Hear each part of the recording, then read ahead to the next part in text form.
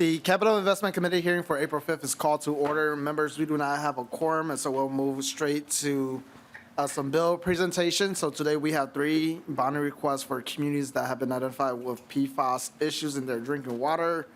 And then after that, we'll have a presentation from the pollution control agencies and Department of Health. And then we have a bill that I have authored after that. So before us is House File 4521. Welcome, Representative O'Driscoll. Please proceed. Thank you, Mr. Chair and members. The city of Sauk Rapids recently, as many communities have, discovered that they have some PFAS issues, and it has affected a couple of the city wells, and the city has been able to procure some funding at the local level to deal with this, and they're asking for help from the state with the bonding request of $3.6 million to help round out that. Today with me is the representative from the city engineer's office, as well as the city administrator, Ross Olson, and I'd like to turn it over to Mr. Olson to give you more background, Mr. Chair. Welcome. Please identify yourself and proceed. Mr. Chair, thank you. Thank you. I appreciate it. Thank you for hearing us today. Again, my name is Ross Olson. I am the city administrator with the city of Sauk Rapids. With me for technical support is our city engineer, Scott Hedlund from Short Elliott Hendrickson. We also have 2 representatives in the audience, our community development director, Todd Schultz, and David Kruger, our SCH lobbyist, community development specialist. So I'll get right to the need. Recently, in routine testing by the Minnesota Department of Health of the Sauk Rapids water supply indicated levels of PFAS that exceeded proposed health-based values in well number 2 and approaching in well number 3. Now, since that day, EPA guidelines have come up, and when those are fully implemented, if they are both 2 and 3, wells 2 and 3 will exceed the EPA guidelines. There's some uniquenesses in Sauk Rapids in that if you know Sauk Rapids, there's quite a bit of elevation differences. And so we have a high pressure system and a low pressure system. That low pressure system serves a certain geographic portion of Sauk Rapids. The high pressure system serves the more higher areas of Sauk Rapids. That's an engineering issue. These are the 2 wells that serve our entire low pressure system. And so it's critically important that we address those. Multiple PFAS compounds were discovered in all additional wells, including the local aquifer is likely contaminated with PFAS. There's some uniqueness to Sauk Rapids in that it's not easy for us just to quote unquote pop a well here or there. Our local aquifer along the Mississippi River is truly where not only the volume we get, but the quality of the water that we need to access. Due to health risks associated with PFAS, providing the citizens of Sauk Rapids with safe drinking water is an immediate necessity. The community has a household income far below the state average. Without bonding bill funds, undue burden is placed on these who can least afford it. The fix, as we're talking about today, to address the concerning levels of PFAS and provide residents with safe drinking water, the city's plans includes, there's 3 phases, but today we're talking about 2.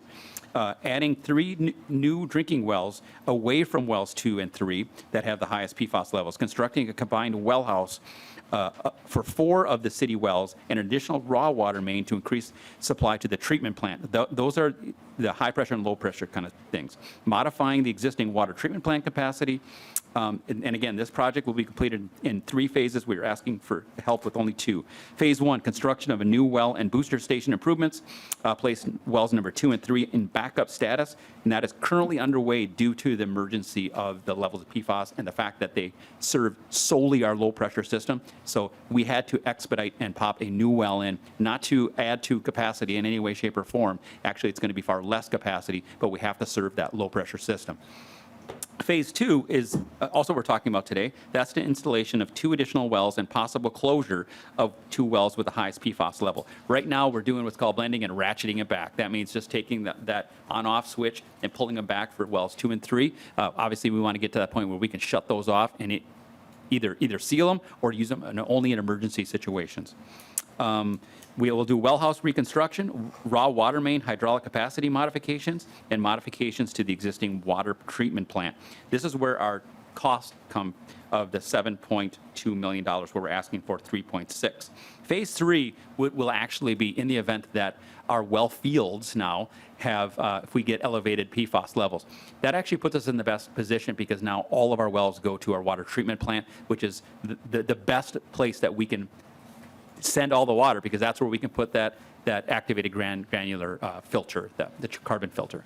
So we're construction ready, we're ready to go, and these 2 phases actually put the city of Sauk Rapids in a position that in the event that we have another issue with PFAS, we can best treat it at the water treatment plant. Mr. Chair. Thank you. Members, any discussions? Representative Hansen. Thank you, Mr. Chair, and maybe you mentioned this before I came in, but did Sauk Rapids opt in to the settlement, or were they an opt-out? City Administrator. You mean the class action settlement? The federal class action settlement. The federal, we opted in to that. Thank you. Closing comments, Representative O'Driscoll. Thank you, Mr. Chair. Time is valuable. We'll be on our way. Thank you very much. Next on the agenda, House File 3395, Representative Hemmingsen-Jaeger.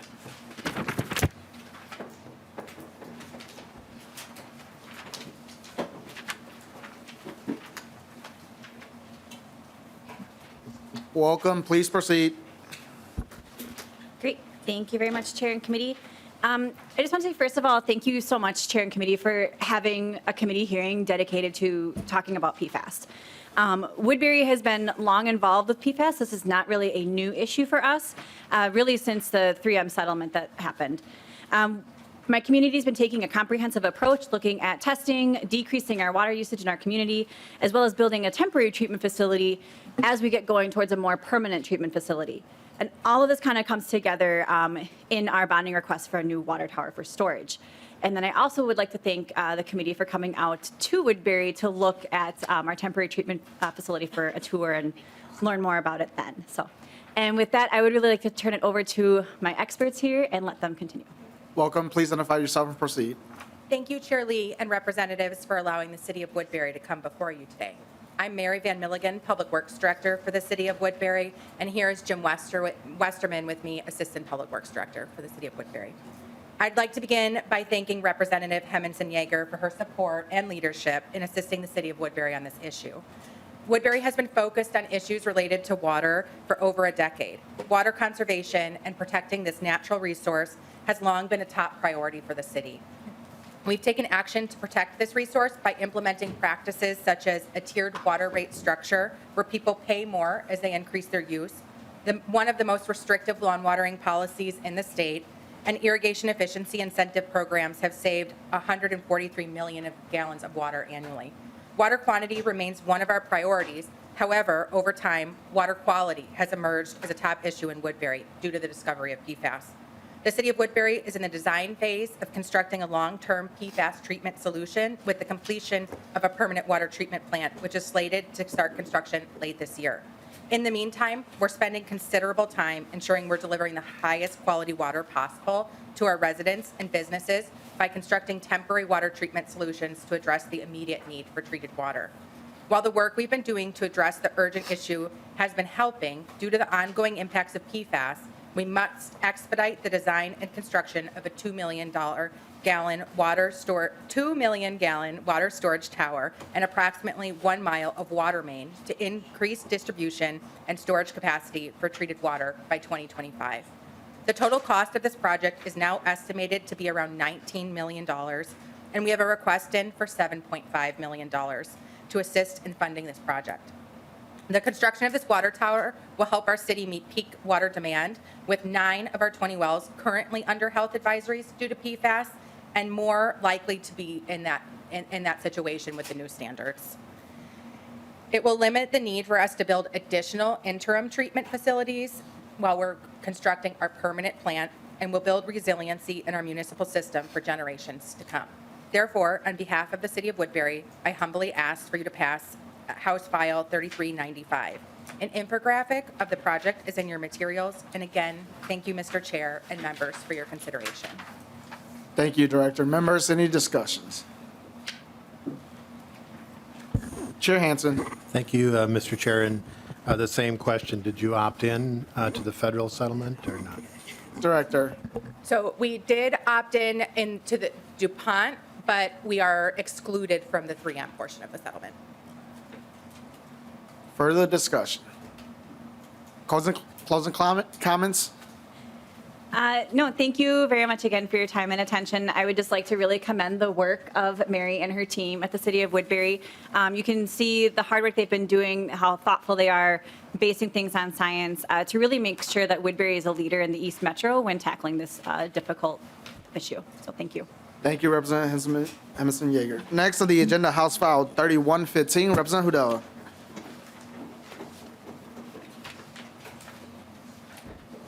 Welcome, Representative. Please proceed.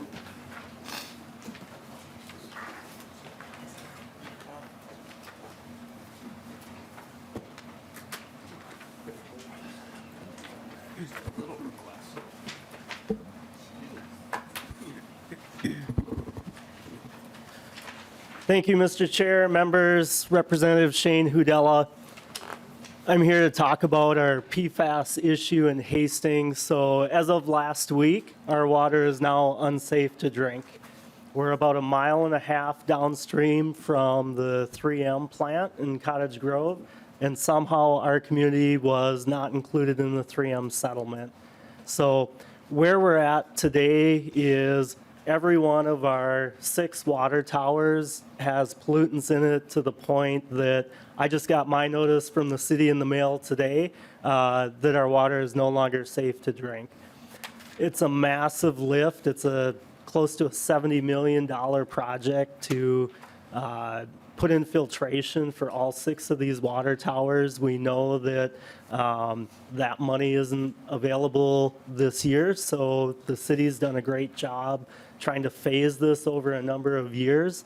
But it's a big investment. It's a big investment for not only our constituents in Hastings, but last year the state of Minnesota invested over $70 million in a new veterans home in our community that has a 2-to-1 match by the federal government. It's a $230-some million project. And our veterans in town are going to be connecting to the same polluted water if we can't figure out a solution. So I have our mayor, Mary Fassbender, here with us today, as well as our public works director and city engineer, Ryan Stemsky.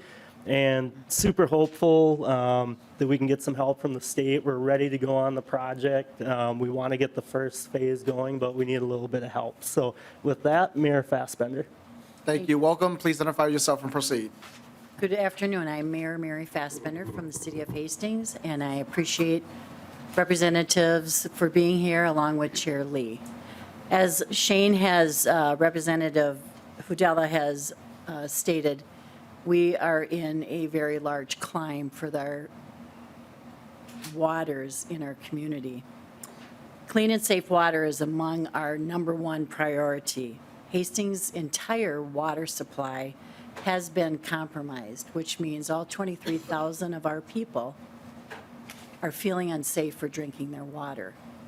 We as the city and Public Works have done everything we can at this point, but with this huge lift and now with the new standards, it has really made it urgent for us to get to there.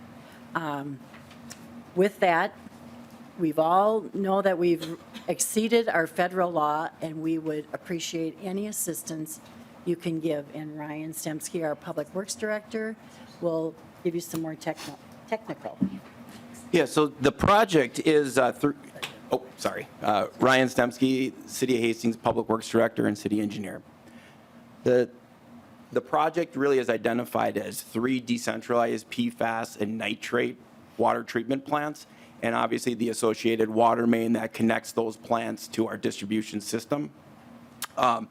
The plants themselves include tried and true treatment methodologies, the granular activated carbon for PFAS, and ion exchange vessels for the nitrate removal. As Representative Hudella mentioned, the project has a unique feature in that we have an interconnect designed to the Hastings Veterans Home that would bring clean, safe drinking water to nearly 150 veterans and over 100 staff members. The project is shovel-ready. We are currently in design and plan to be ready for construction bidding this summer. We're here not asking for temporary treatment plants, not asking for bottled water. With the recent EPA rule promulgation that happened last Wednesday, we are in a mode to deliver the full in perpetuity design. So the complete project, no temporary treatment plants. As we all can see in the handouts, it's an expensive fix at $68.9 million. This comes also with a commitment of $1 million in O&M to maintain that system long-term for the city of Hastings. And this is really a budget buster for our water rates. Our water rates would really need to be doubled in 2 years, tripled in 4 years, and that would continue as a 250% increase over the next 10 years, placing Hastings water rates atop the metro and among the highest in greater Minnesota. This would also be a threat to the city's AA+ bond rating. Putting this much capital out to bonding at the city level really would lower, would threaten that bond rating, requiring more our future infrastructure projects, all infrastructure projects, to be more expensive for the city of Hastings. And as was mentioned also, we are not currently part of the 3M settlement agreement that was established in 2018. The settlement agreement does not require a direct connection to one of the 4 disposal sites in Washington County.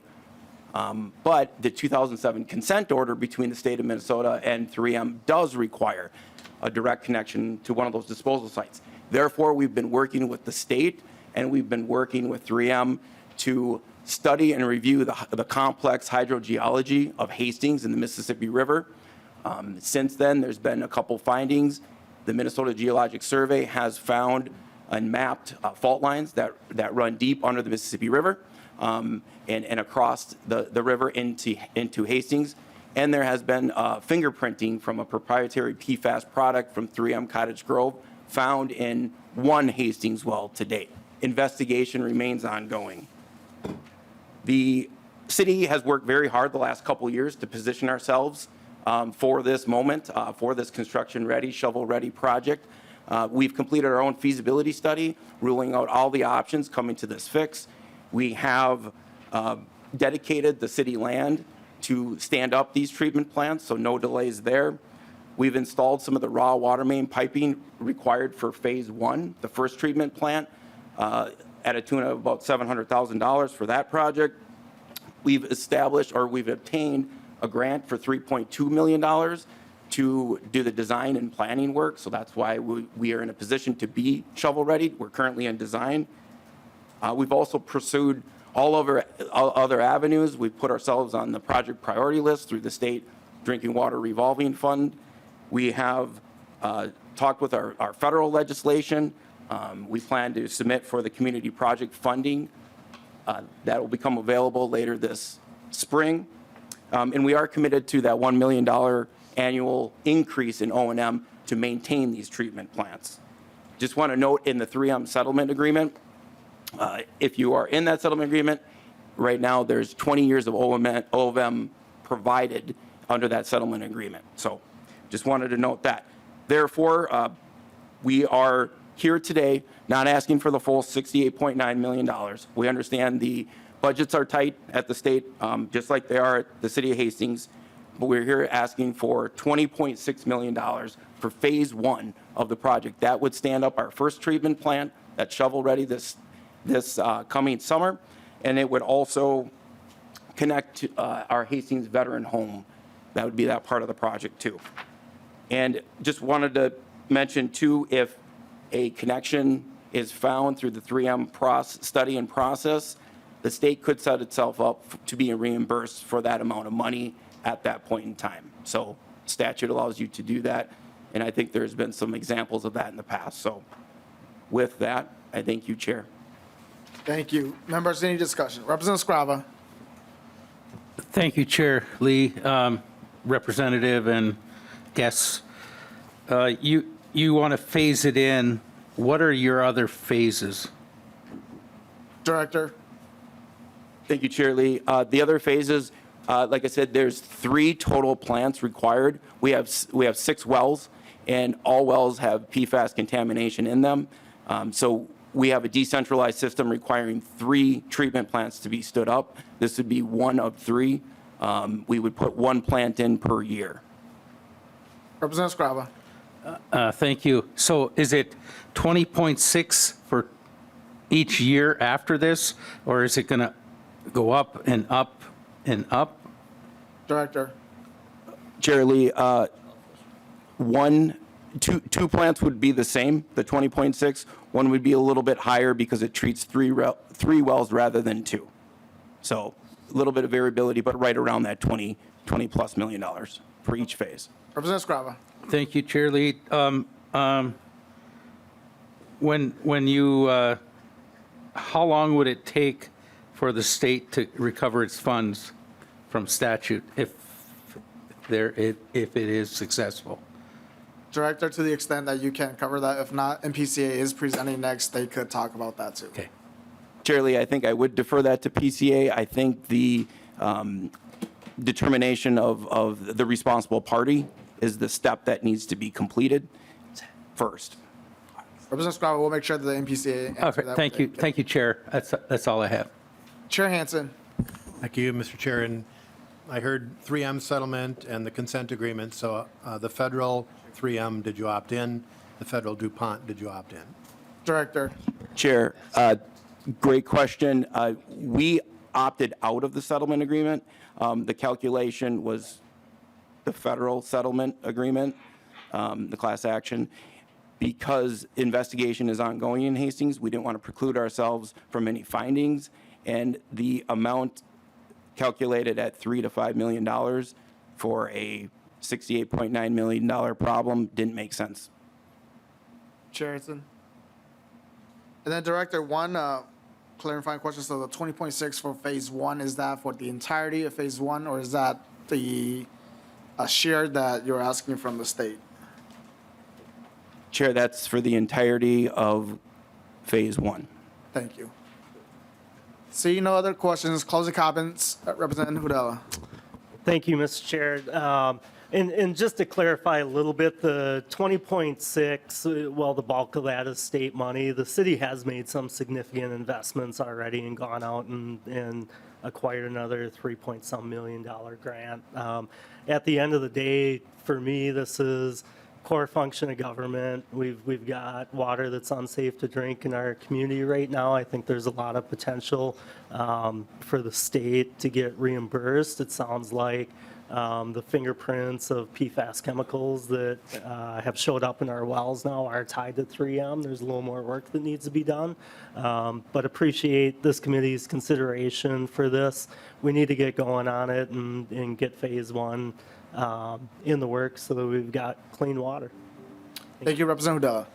Members, next on the agenda, we have the Minnesota Pollution Control Agency to come and present on their May 2023 evaluation of current alternatives and estimated cost curves for PFAS removal and destruction from municipal wastewater, biosolids, landfill leachate, and compost contact water. Welcome, Mr. Kaiser. Please identify yourself and proceed. Thank you, Chair. My name is Scott Kaiser. I am an engineer at the Minnesota Pollution Control Agency.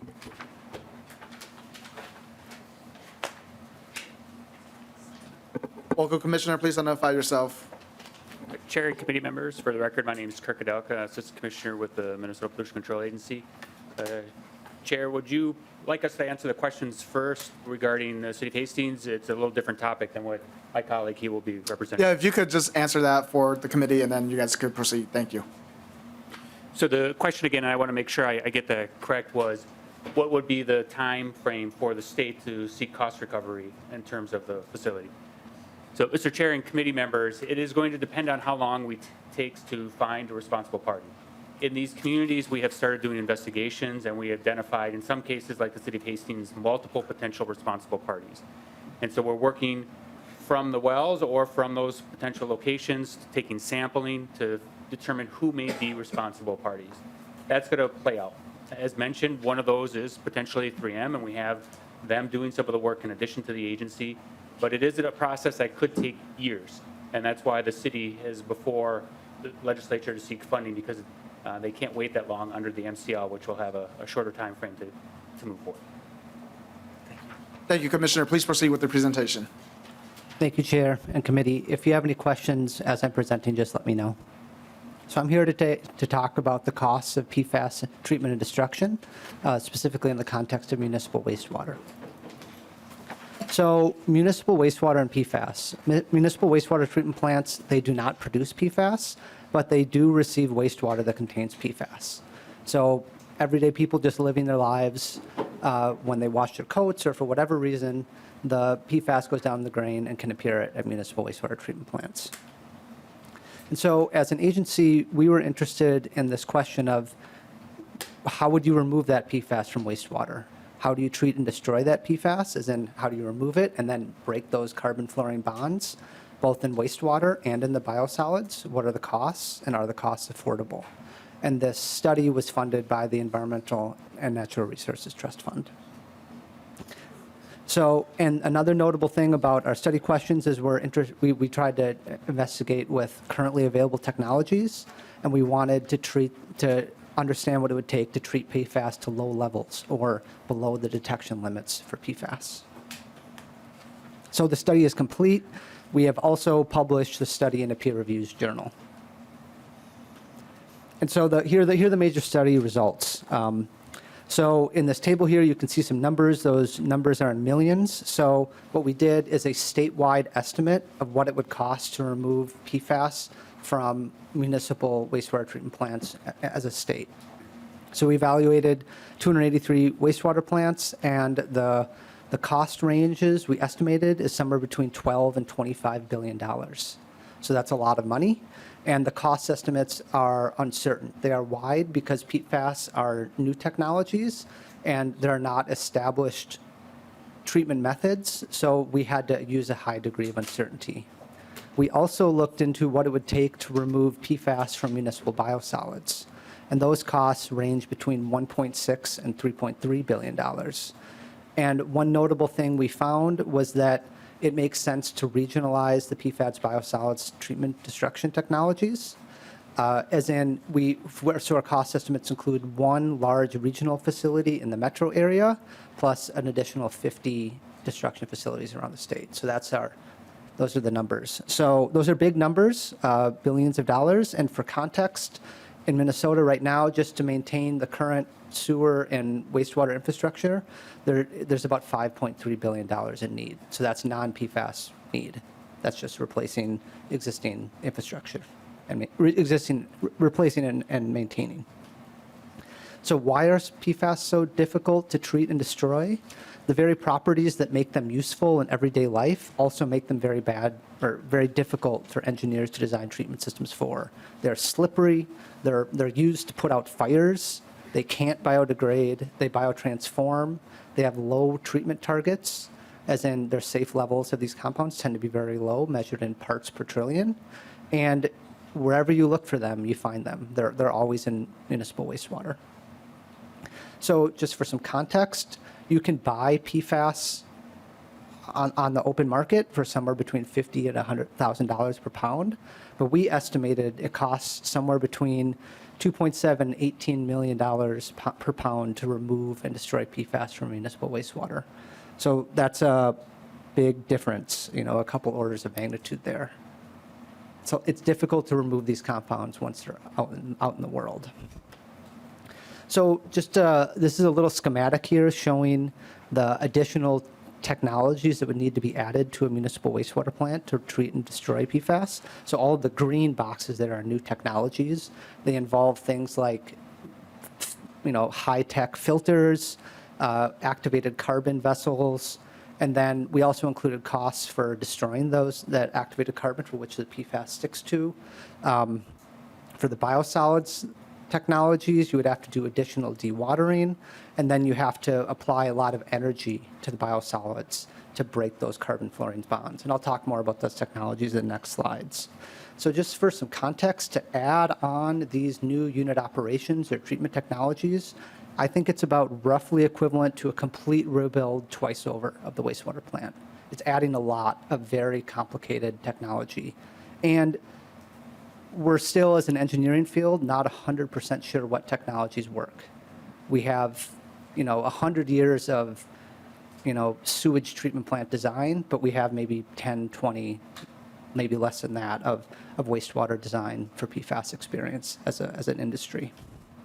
So what do these technologies look like? You can see here some activated carbon vessels. Each one of those vessels holds 60,000 pounds of carbon. You can see some people there for scale. And the main metro plant, the Pig's Eye plant down the road, would need at least 450 of these vessels to remove their PFAS. Right here, this technology right here, this is a pyrolysis gasification facility. It's basically similar to making charcoal. And this would serve a community of about 50,000 people. You can see a human there. And this is a large hazardous waste incinerator, just we might need those as well. So now the next question is, are these treatment technologies affordable? This is the figure that shows that. I'll walk you through it. What we have here are costs as a percentage of median household income. So if rates are higher than 2% of median household income, the federal EPA defines those rates as unaffordable. And broadly speaking, in Minnesota right now, rates are affordable for small, that's the 0.1, this row, medium, and large facilities. So broadly speaking, rates in Minnesota are somewhere between $30 and $40 a month for the average residents. If you require PFAS treatment at the wastewater treatment plant, those rates would become $300 to $400 a month. So pretty clearly unaffordable. So what about PFAS in biosolids? And this is just a reminder, all municipal biosolids contains PFAS at low levels. It's expected at this point. If you don't find PFAS, there's probably something wrong with your instruments. And Minnesota produces about 160,000 dry tons of biosolids a year. And broadly speaking, we have 3 common disposal methods of those biosolids, either land applied, landfilled, or incinerated. And that's an incineration, a low temperature incineration that doesn't destroy the PFAS. And these methods just move the PFAS around. I will say that on the biosolids technology front, there is some promising news. Some of these technologies are really quite impressive. They can be operated greenhouse gas neutral. They can destroy all organic contaminants. They require less disposal, and they can have a 5 to 7 year payback, and they can even produce, a kind of an activated carbon waste or product that can be saleable. So this is what the technologies look like. Mostly they just look like a sea can, like a truck can. The LCCMR did recommend funding to test this technology called supercritical water oxidation at the St. Cloud Municipal Wastewater Treatment Plant.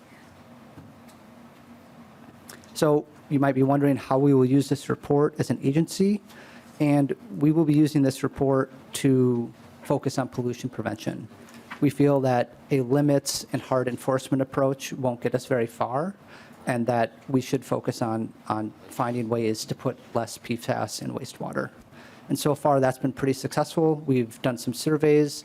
A small minority of our wastewater plants have high levels of PFAS, and we've been able to work with them to find some reductions. It's actually been a pretty promising effort, in my opinion. So I'm just going to summarize my slides here before I can take some questions. So I guess maybe my main takeaway is that pollution prevention is much, much more effective and cost effective than an engineered solution. That's a key takeaway. Minnesota's current wastewater infrastructure is not capable of treating and destroying PFAS. PFAS treatment and destruction technologies are technologically feasible. These technologies are possible. They're not space rocket technologies, but adapting them to wastewater treatment plants would require a lot of engineering. We know that these technologies are likely to be unaffordable for our cities in Minnesota. And we also know that regionalization of PFAS destruction technologies makes financial sense. That's a clear finding from the report. And then I'll just emphasize again that the agency is focusing on pollution prevention strategies because that is where we feel like we can get the most done.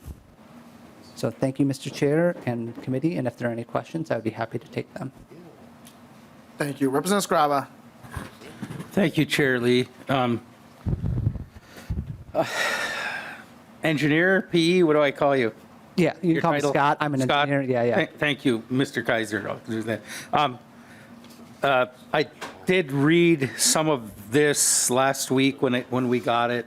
Some of it kind of went down the rabbit hole and clicked on that and clicked on that, and it's like, I don't have the time. I mean, this is a really in-depth report. There's a lot in it.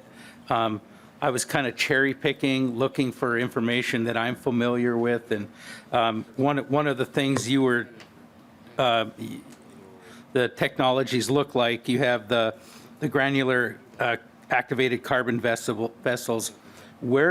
How do you dispose of the medium once it collects the PFAS? What do you do with that? Or explain it maybe a little better. Mr. Kaiser. Yeah, Mr. Chair and Mr. Scrava. So there are a couple different ways to do it. It depends if you want to destroy the PFAS. Some of that media is just put in a regular landfill. That's not uncommon. If you want to destroy the PFAS, there are ways to regenerate the PFAS that can destroy some of it, or regenerate the media that destroys some of the PFAS as a side result. And also, not in Minnesota, but in other states, there are hazardous waste incinerators that can take that media and destroy it, and that will also destroy the PFAS. Representative Scrava. Thank you, Chair. And then the pyrolysis, gasification, does that destroy it, or does that just move it along? Or it does destroy it, but it's good for 50,000 people, that size of a plant. Mr. Chair and Mr. Scrava, yes, it does destroy it, and the technology is scalable, so there's different sizes, but that technology could be scaled to a study of about 50,000 people. That's kind of the upper limit, it seems like right now. Representative Scrava. Thank you, Chair Lee. The large hazardous waste incinerator, and again, I was looking for that because I was in a program earlier this year where it's at Excel, one of the power companies has successfully burned it off, and they're trying to get that out to us. But you have the picture, and you kind of glazed over it kind of fast and went, and I'm just curious, are you aware of the experiments or other states that are doing this? And are we on track to use that as far as regionalization? Because when I go back further here, you are saying, maybe you don't need this in every city. Maybe you get it to a point, and then you bring it to a region and you regionalize it. So if you could help me with that. Thank you, Kaiser. Mr. Chair. Mr. Chair, Mr. Scrava, there's no hazardous waste incinerator in Minnesota that is capable of destroying PFAS. I believe the closest is in Illinois. It's a substantial effort to build one of these facilities. I don't, from an engineering perspective, from a permitting perspective, so I don't know what it would take to do it in Minnesota, other than I would assume it would be a big thing. I know that there are states around the country. I know Utah has a hazardous waste incinerator that can destroy PFAS. So I think, yeah, there's on a national level, from my opinion, there's not enough incinerators to go around. They're pretty full up. Representative Scrava. Chair Lee, thank you.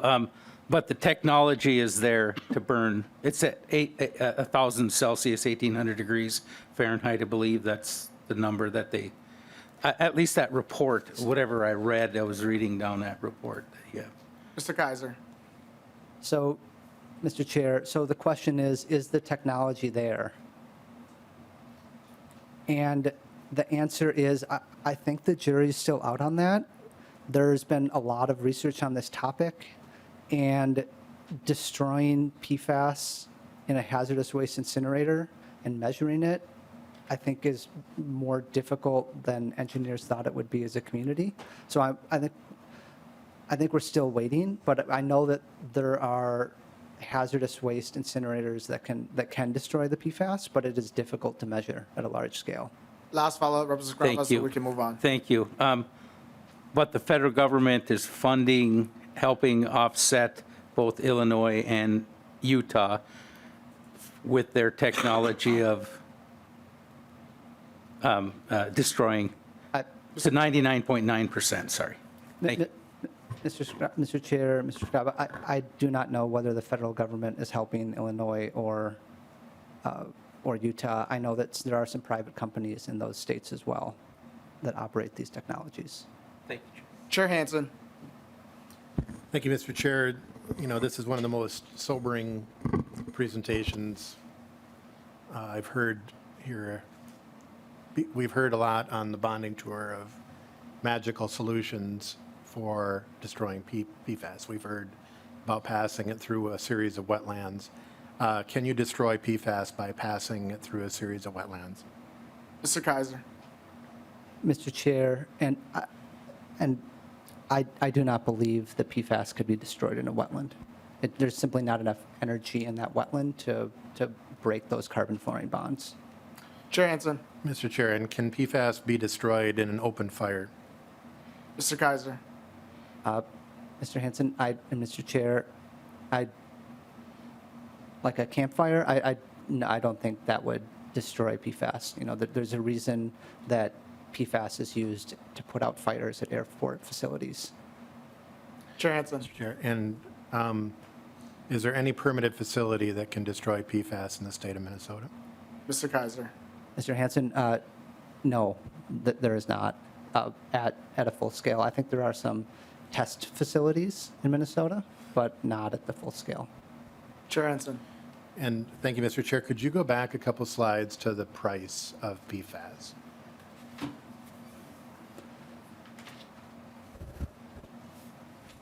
The price of PFAS, I'm glad this slide is here because we haven't seen this before. The price of PFAS is $50 to $1,000 per pound.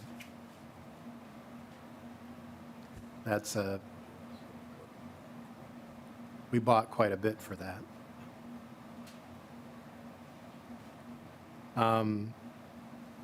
So my community is above the new limit, just like the other communities that had this. Even if we install the filters, those have to be trucked to Ohio or Illinois for quasi-destruction. Is that correct? Mr. Kaiser. The aggregate. I'm not sure how the media should be disposed of for drinking water facilities. I think I would like to ask MDH about that and maybe get back to you later on that question.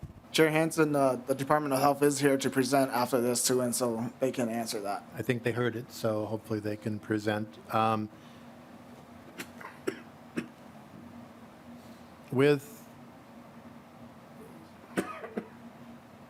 What guidance do we provide to facilities? Maybe that's just, what guidance are we providing for drinking water systems from the state? Chair Hansen, I think that is for Department of Health, but Mr. Kaiser. Yeah, Mr. Chair, Mr. Hansen, I would defer to Department of Health on that as well. I don't know what that guidance should be. Okay. And then, Mr. Kaiser, I guess I will close it up. I just have two questions. So one of your slide, I think on page 7, so you have that, adding this technology is roughly equivalent to a complete rebuild twice over. And so can you talk to what extent, for those projects that are coming for funding right now through the project priority list, are they considering PFAS removal for future needs or whatnot? And I'm asking, if they're getting funded, let's say the next few years and 5-10 years down the line, there's a need for this technology at their treatment facilities, are they going to come back? Yeah, and so that's why I'm just trying to figure out, are they considering that right now, or what is the agencies doing to say, look, we have a report here, there's going to be a lot of costs, maybe we should consider these technologies now as you build out your project so that we don't see you guys 5-10 years down the line because of the need. Mr. Chair, on the current priority list for wastewater, there is not a facility that is asking for PFAS-related funding. So I guess I don't know what cities are thinking about. There are I think there is one municipality that has a PFAS limit in their permit. So a lot of cities are not, they haven't had the need to develop technologies to treat PFAS. So we're, as a community, they're still kind of processing what might need to be done, but there hasn't been a lot of action taken.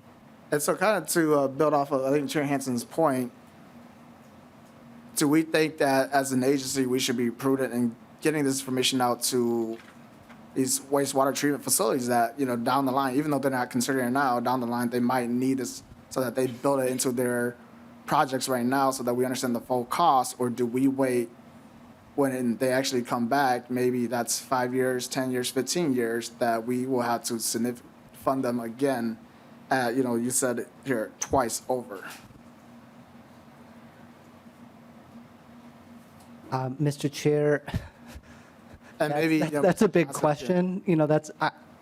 That's kind of a policy-related question that's above my head as a technical staff. So maybe we can get back to you, or maybe Tom has something to say about that. But yeah, that's a. Mr. Johnson, please identify yourself and proceed.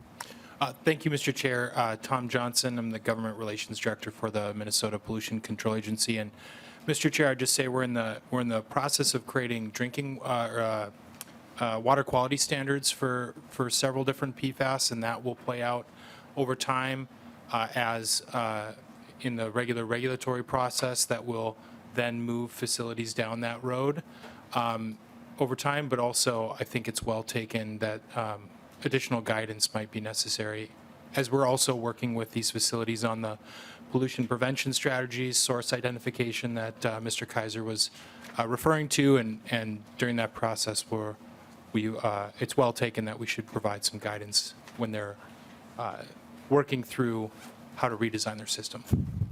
Thank you, Mr. Johnson. And I do want to note for the record, I really want to say thank you to the Pollution Control Agency and working with the legislature to get to your point around the getting to the sources of the issue. But, like I have mentioned in our conversation, communities are facing this issue right now. And so I think it is important for us to work with them. And so last question is just more around the concept around the regionalization of the PFAS destruction. In your study, you looked at potentially 50 different sites. I don't know, if we were to go down that route, would that be something that the Pollution Control Agency in the state is taking a lead on, or are we looking mostly more at local regional efforts to take that on as we move forward? And maybe you or Mr. Johnson, if you guys could weigh in.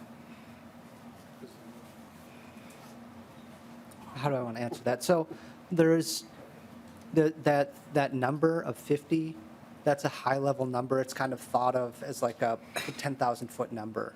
To make these technologies real and built, it's still going to require a lot of engineering. And so you can think at the 10,000-foot level, but to bring it down to like the dirt, we still need to do a lot of engineering. So I don't know. I don't think that regionalization question is fully answered yet. Like, we need to figure out the technologies first to make sure they work, and then we can figure out how regionalization might work. Thank you, Mr. Kaiser. Thank you, Mr. Johnson, for coming by to present this today. Next on the agenda, we have the Department of Health to provide an overview on PFAS and drinking water, and also just the recent EPA drinking water standards for maximum contaminant levels. Welcome. Please identify yourself and proceed. Thank you, Mr. Chair, members of the committee. My name is Sandeep Burman. I'm the manager of the Drinking Water Program of the Department of Health, and with me I have Chad Kolstad, who is the supervisor of the Drinking Water Infrastructure Unit of the Department of Health.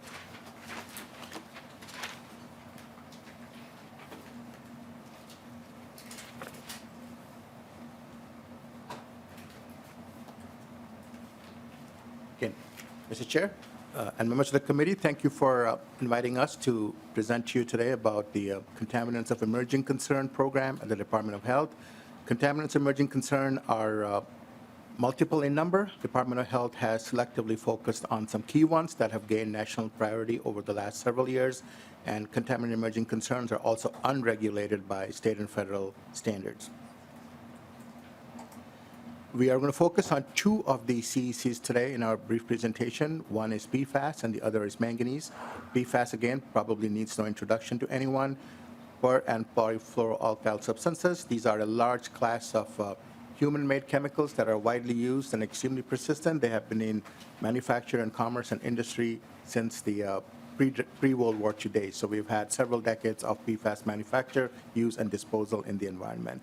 The health risks of PFAS have gotten better understood and studied over the years, and currently they are believed to cause low birth weight, immune system defects, thyroid and liver function, and kidney cancer. These are amongst the most predominant and prominent and best understood health effects. There are others that are also under study at this point.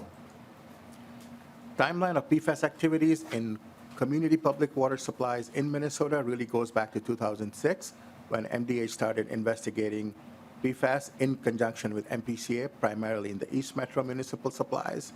The next phase of PFAS was the unregulated contaminant monitoring rule. This is a federally mandated effort that happens in cycles every few years. And really the EPA's intent here is to study the occurrence of these unregulated contaminants across the nation with the intent of eventually regulating them. So these are mandatory efforts. Systems that are identified by EPA have to participate in these efforts. The next phase really was a legislatively mandated and supported project called the Unregulated Contaminants Monitoring Project, UCMP. This was an LCCMR project. Funding was granted for MDH to study the occurrence of a large number of these contaminants, which included PFAS, across the state in public water supplies. We then started in 2020 a statewide PFAS monitoring project, really with the goal of characterizing the baseline of PFAS in community public water systems across the state. With state and federal regulations evolving and the arrival of MCLs imminent, it seemed important to really understand what was the pre-existing level of PFAS in community public water supplies across the state, so we could apply regulations and really start to prepare these communities for these imminent regulations, give them a few years head start. The next phase of testing for PFAS came through the next cycle in the UCMR project. This was the fifth cycle of the federal UCMR called UCMR 5. EPA greatly expanded the number of PFAS being looked for in this cycle and the number of communities that were being tested. And along with that, in 2023 also came the announcement by EPA of the draft MCLs. And finally, just last week, as you heard earlier today, EPA announced the final version of the federal rules for PFAS. First time ever there have been federal rules for PFAS, referred to as the the final maximum contaminant levels. So these were announced just last Wednesday. And just a brief summary, that this is a little complicated, but we have tried to explain the federal standards and do a side-by-side comparison with the state guidelines, realizing that Minnesota has had guidelines for PFAS for public water supplies for 22 years, going back to 2002, and now we have to make them work in conjunction with the federal MCLs, which are enforceable by law. These are mandatory, they're required. The state numbers were recommendations and guidance to the systems, but that's all we've had, and we've had great success and great cooperation from public water supplies who have complied with those state guidance values. But now they have to abide by the state MCLs. So the state MCLs really are for 6 of the PFAS compounds. They have actual individual numbers for 5 of the PFAS. PFOA, PFOS are both at 4 parts per trillion. These are the most dominant of the PFAS, the most well-studied, the most well understood. And then EPA, because EPA is looking to create these numbers at the national level, they are looking at the national occurrence of these chemicals, predominant occurrence across the nation, trying to average this out over all the 50 states and territories. So they have 3 more PFAS, PFHXS, GenX, commonly known as the GenX chemicals. The formal name is the HFPO dimer acid, and PFBS. So these are the additional 4 included in the PFAS MCL. They have an actual number for 3 of those at 10 parts per billion, and PFBS is getting rolled into an index. The index concept is very important because PFAS rarely occur as one compound. They usually occur in mixtures with cumulative health effects, and this concept has been very well used in Minnesota for the last 20 years. Minnesota has always had an index to go along with those individual values. The way EPA does this now, they have the 5 individual numbers. They also have an index. PFOA, PFOS have to meet the individual numbers. The other 4 have to meet the index, which is a sum of the ratios of each of these with respect to their actual threshold values. EPA also, whenever they promulgate a rule for a contaminant, they also promulgate what is called the MCLG or MCL goal. This is the desired level based on health effects to the human body. And for PFOA and PFOS, the MCLG is 0 parts per trillion. This essentially means that there is no safe level for these PFAS in the human body. And for PFHXS, PFNA, and the GenX chemicals, they are setting the MCLG at 10, which is the same as the MCLs. The transition from MCLGs to MCLs is based on cost effectiveness and practical and technical feasibility. So in other words, how low can we treat these chemicals to? And EPA has found that 4 parts per trillion for PFOS, PFOA is where we can get these down to, even though in theory there should be none of these in the drinking water whatsoever. On the MDH guidance value side, MDH has had these numbers. They have evolved for the last 20 years. Most recently, in January of this year, MDH did revise the state guidance for both PFO and PFOS. And as you can see, these are actually lower than the MCLs now. PFOA is 0.24 parts per trillion, and PFOS is at 2.3 parts per trillion. So these have replaced earlier values just a couple months ago. The earlier values were higher than the MCLs. And then the health risk index that MDH has used is based on the 6 most common PFAS found in Minnesota. 4 of these are common, with the ones that EPA is going to regulate, 2 are not. So that adds a little added complexity to the matter of applying the state values in tandem with the federal values. I wanted to touch a little bit upon the statewide PFAS for drinking water, community public water systems. We have about 950 community public water systems in the state. We have had great participation, and over a 2-year period, 95% or 921 of these systems have participated, which means that we have been able to test the drinking water supply for 99% of the population of the state that gets their water from a community system. This is about 4.5 million people. Roughly 47% of these systems had a PFAS detection of some kind, and 19 of them, as of today, less than 2%, have results that exceed the MCLs. So we've been calculating and recalculating the MCL exceedance since the numbers came out last Wednesday. It is complex, so we're still trying to decipher what EPA has said. EPA has added some added complexity since the draft rules came out, and there are also differences in how they apply these numbers and calculate them. It has to do with things such as decimal points and is 1.0 the same as 1.1, other things like that. So trying to very faithfully model which of these systems would actually get an MCL NOV. We are today at 19. On Wednesday, when we had run this, our early interpretation, we had 22. But since then, even in this last few days, as we have looked finer at EPA's rule, we have realized that 3 of these systems would not actually get a violation because of the way EPA calculates this, which is slightly different from how the state has done it over the years. We have a PFAS dashboard that has been up and running for a few years now. This is an interactive tool for the public. Anyone can go in there and take a look at the status of PFAS testing on their community water system. They can look at the results. And we were displaying all systems that were in exceedance of the state guidance so far. We're in the process of recalibrating and recalculating. And very shortly, this dashboard will also show all the systems that exceed those MCLs. So anyone can look at which systems exceed the state guidance and the new federal regulatory numbers. This is a map of the community public water system that we're currently calculating that will exceed the federal MCLs. The other CEC or unregulated contaminant that has had a lot of exposure nationally in the last few years has been manganese. Manganese has significant effects on the younger population, children, and especially formula-fed infants. So there are issues associated with memory, motor skills, attention, learning, and behavioral issues in the younger population, and a significantly higher concentration. Adults can have impacts as well, but the impacts on children and infants is what is of great concern as far as manganese goes. The history of manganese really goes back to another cycle of the federal required experimental testing, the UCMR process. The 4th cycle of UCMR in 2018 did require nationwide testing for manganese. 2018, MDH also promulgated a state guidance for manganese of 100 parts per billion. This was also enacted in state rule in the form of a health risk limit. And this number was really based at formula-fed children and infants. MDH's finding has been that most commercial produced formula has significantly more levels of manganese than advertised. And then when you add manganese high in water to make the formula, you're creating an added situation where the child is getting a much higher concentration of manganese than they should. MDH has been in touch with FDA over the years, but there hasn't been much response in terms of better regulation of manganese levels in the commercially produced formula.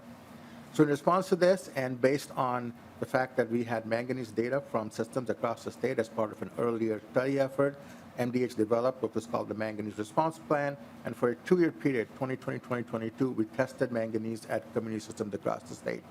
We targeted systems that we expected or knew to have high manganese. 254 community public water systems across the state participated. 107 of these systems received advisory letters from MDH because they had exceedances of the manganese guidance. 103 of the systems took corrective actions, and 94 of the systems did notify the public of the high manganese so they could take action at the residential level. And I will turn this over to Chad Kolstad so he can walk you through existing funding and proposed funding for both PFAS and manganese treatment. Welcome. Please identify yourself and proceed. Thank you, Chair Lee. My name is Chad Kolstad. I am the supervisor of the infrastructure unit at the Department of Health. I'm just basically going to provide a refresher of what I presented to this committee a few weeks ago about emerging contaminant grant funding. So first, I'll touch on the existing emerging contaminant funding program.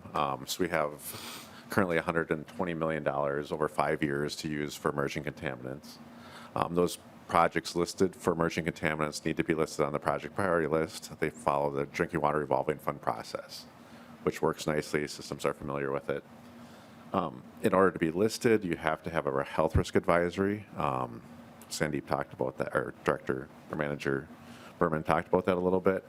And these projects typically are for treatment and well relocations. Currently, that funding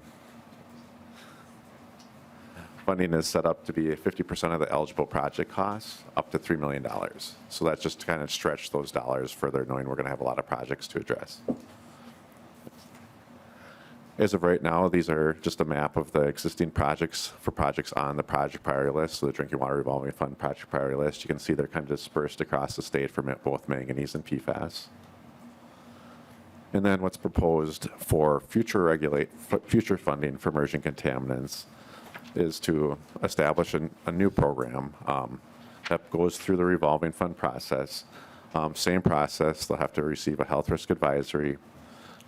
Funding would combine with the existing state and federal dollars that are available, and it would increase those caps to 80% of the project cost, up to $12 million.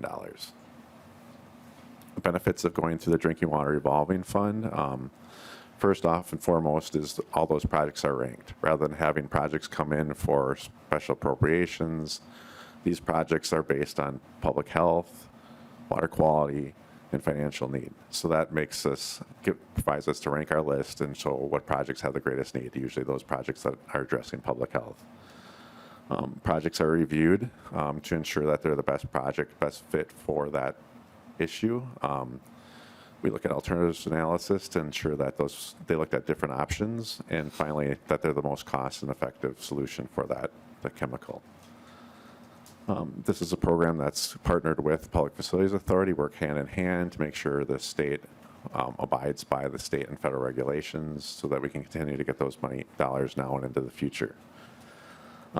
Water systems, as I mentioned earlier, are very comfortable with this program. It's been around for 20 plus years. Consulting engineers know how to work with the program. It just makes it simple for systems to kind of know the annual process. And again, to be on the project priority list allows systems to partner with other funding partners like USDA Rural Development, small cities, et cetera. So with that, was just a quick funding overview. Sandeep and I are here to take any questions. Thank you, Mr. Kolstad. Chair Hansen. Thank you, Mr. Chair and Mr. Kolstad. So with the project priority list, what will you be using for affordability criteria? Mr. Colstad. Chair Lee, Representative Hansen. Currently, for the project priority list, we look at financial need based on median household income and then affordability rates. So we look at the existing debt service of the community, what the new debt service from the project's going to be, as well as what the O&M is going to be on that facility. So for PFAS projects in particular, the O&M is very high, as you know. So that will make a big impact, especially for smaller communities. Chair Hansen. Thank you, Mr. Chair. And will you be using median household income across the entire 7-county metro area or individual communities within the 7-county metro area? Mr. Colstad. Chair Lee, Representative Hansen, we use the MHI, median household income for the individual communities, and we look at it at a 14-county metro based on the state demographer's office, as well as a greater Minnesota average. So the metro competes with the metro, and greater Minnesota competes with greater Minnesota. Chair Hansen. Thank you, Mr. Chair. So you can assure us that communities, I look at the communities here, half of them are in the metro, that they're not going to be excluded or be required to get loans instead of grants? Mr. Colstad. Chair Lee, Representative Hansen, yeah, the communities in the metro, you know, if they're on the list now, as you can see, they'll be eligible for $3 million of grant. As long as we have funding available, they should be able to get those grant funds. There's a reason why there's a cap on it, and that's allows us to get some funding to both the metro and greater Minnesota systems that are addressing emerging contaminant issues. Chair Hansen. Mr. Chair, we'll need a reporting requirement to make sure the public can see whether that actually happens or not. Representative Scrabba. Thank you, Chair Lee. Mr. Berman, you had made a comment on the existing emergency contaminants funding. Sorry. You made a comment. Where did it go? I had it here. Timeline of manganese activities. The manganese testing at community water systems. You had said, this is what I wanted to clarify, there was no response from the EPA, and my thought is, well, if the EPA doesn't respond, do we not respond then either, or do we wait on the EPA to make a determination? Mr. Mervin. Mr. Chair, Representative, my comment was in regards to the formula, the commercially available infant formula, which is required to have manganese because manganese is also an essential nutrient, and that part is regulated by the FDA, the Food and Drug Administration. So the part of MDH that works on those things has informed us that they have pursued the FDA on that aspect, that the FDA authorized and licensed the commercial infant formula seems to have much higher levels of manganese than on the labels. So that is the aspect that I'm informed FDA has not responded to that part of MDH. So it's not specifically an EPA issue here. Representative Scrabba. Thank you for clarifying that. And just out of the federal funds total, 120 million for 5 years, 24 million a year at 3 million, that's 8 projects a year. Just doing the math. You have your hands, you have a handful to do. Thank you, Mr. Chair. That's all. Members, any further discussion? Seeing none, thank you both so very much for coming by today. Thank you. All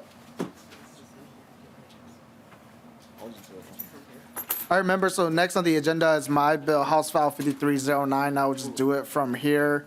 And so, as we heard the discussion today, at least from the MPCA side, the cost of PFAS removal range anywhere from, I believe, $12 to $25 billion.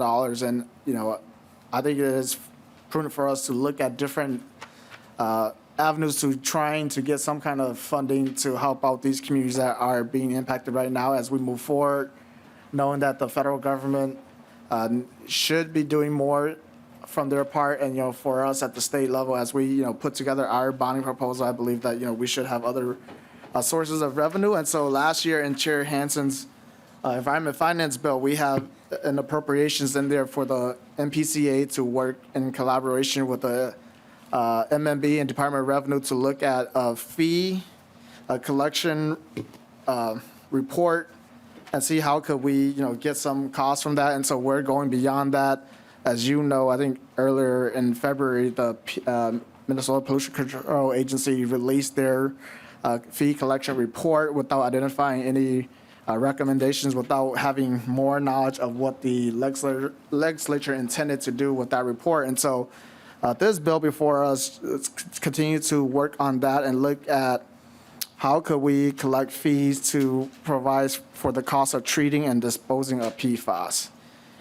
And so with that, that's the bill in front of us. I don't know if you all have any discussions or whatnot. And I do want to put it on the record, we're going to work with the Pollution Control Agency to work on some of the language. The intent is to look at manufacturers that uses PFAS and not just the manufacturer of PFAS. Representative Scraba. Thank you, Chair Lee. Is there a Senate companion on this one? The bill was sent over to the Senate, to Chair Pappas. I don't know if the chair has introduced the bill in the Senate. Okay, thank you. Chair Hansen. Thank you, Mr. Chair. And as the author, again, your intent of this legislation is a polluter pays model. Is that correct? Chair Hansen, that is correct. We want to make sure that, if you're manufacturing this, that you have a responsibility to help pay for some of these costs of infrastructure to the public. And this is not something new, as you all may have heard in this committee, last year, and also in the Environment Committee that I sit on, Chair Hansen, that I have raised this as an issue for us to take a look at. And I really appreciate the MPCA doing the work last summer to work on the report that we have in front of us that was presented today, to give us an idea of the costs. Representative Scraba. Thank you, Chair Lee. So I'm just, to get a feel for this, so we're going to look at not only the manufacturers of PFAS, but also the people that use PFAS, the businesses that use PFAS. Would it be prorated on how much they use, or and if they're trying not to use it anymore, or what's the philosophy or the intent of this? Thank you, Representative Scraba. And I think to that point, those are some of the discussions point that were covered in the PFAS fee collection report that was released in February. And so I think it's good for us to have this discussion here to help shape the direction for the MPCA if this was passed into law, when they work on providing recommendation solutions, that they could take a look at that.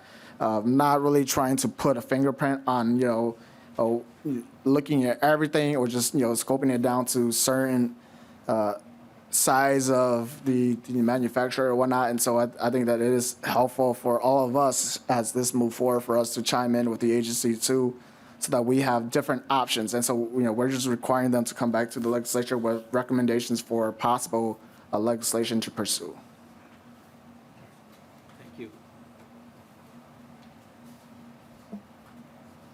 So seeing no other questions, we'll move on to the last agenda item, just going back to the adoptions of the minutes. And then Representative Scraba, since you and I have been having a lot of conversation today, can I have you move the approval of the minutes for April 8th? So moved, Chair Lee. Representative Scraba, move the approval of the minutes for April 8th. Any discussion? Hearing none, those in favor say aye. Aye. Those opposed say nay. The motion prevails, and the minutes for April 8th is approved. Members, that concludes our hearing for today. Our next meeting is on April 17th, and we'll continue to hear additional bills on informational basis only. The meeting is adjourned.